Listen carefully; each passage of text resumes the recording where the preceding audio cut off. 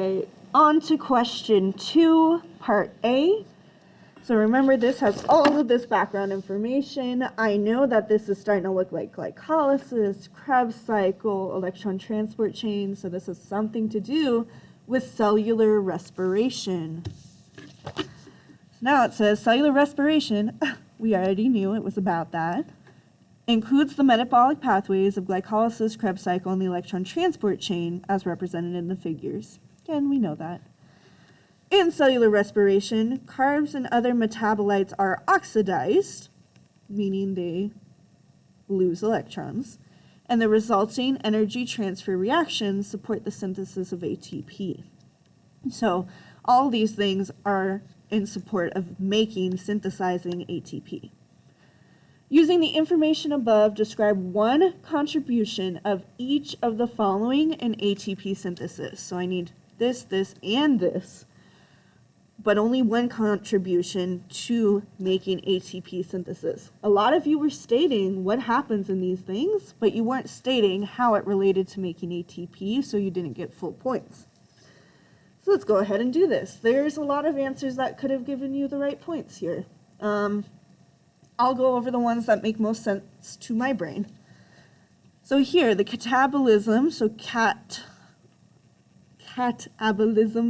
cats break things, so we're breaking down glucose and glycolysis and oxidizing pyruvate to make acetyl-CoA in the link reaction. So remember, if we look here, we have NADH being produced, we have ATP being produced, and more NADH. So remember when I said NADH is the most important because those go to the electron transport chain and provide electrons. Those electrons are energy to create a proton gradient that will then be used to make ATP. So this one is going to relate to ATP synthesis the most. So if I look here, I would say something like catabolism of glucose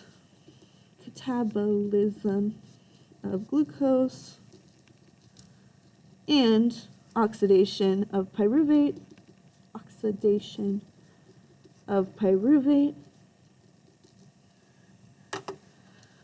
creates NADH that supplies electrons to the electron transport chain. If you abbreviate ETC, that's fine because everybody knows that means electron transport chain in this context, at least the readers will. That supplies electrons to the electron transport chain. Yeah. So energy is provided to make ATP. So then, this is still part of A, oxidation of intermediates in the Krebs cycle. So I'll go back here, look at the Krebs cycle, and I see that NADH is also being produced here as well as FADH2. We know that these are high energy electron carriers that will go to the electron transport chain. So here, I would say oxidation of intermediates produce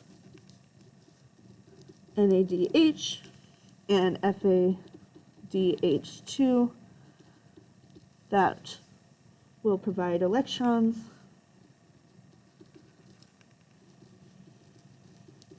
to the ETC to make ATP.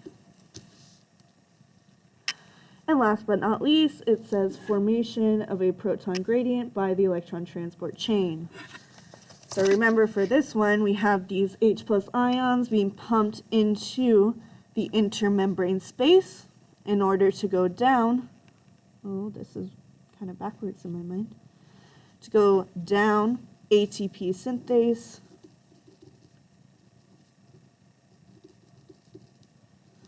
causing it to spin and make ATP.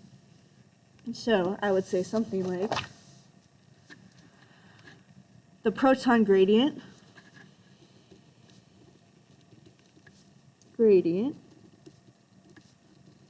formed in the ETC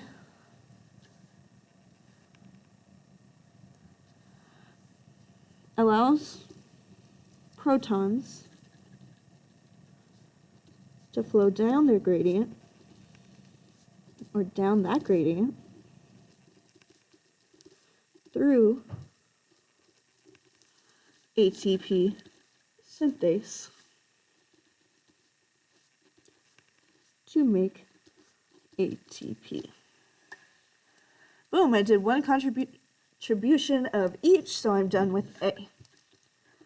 So now B says, identify one other process that relies on a proton gradient for the production of ATP. Well, that happened in the light. Is it the light reactions? Yep. The light reactions are light-dependent reactions of photosynthesis. And remember, we have to write in complete sentences. So the light reactions of photosynthesis also uses a proton gradient. A lot of people just put photosynthesis or fermentation or whatever. It has to be specific. Calvin cycle doesn't use a proton gradient. Light reactions do, so you need to say the light reactions of photosynthesis. All right, I hope this helped.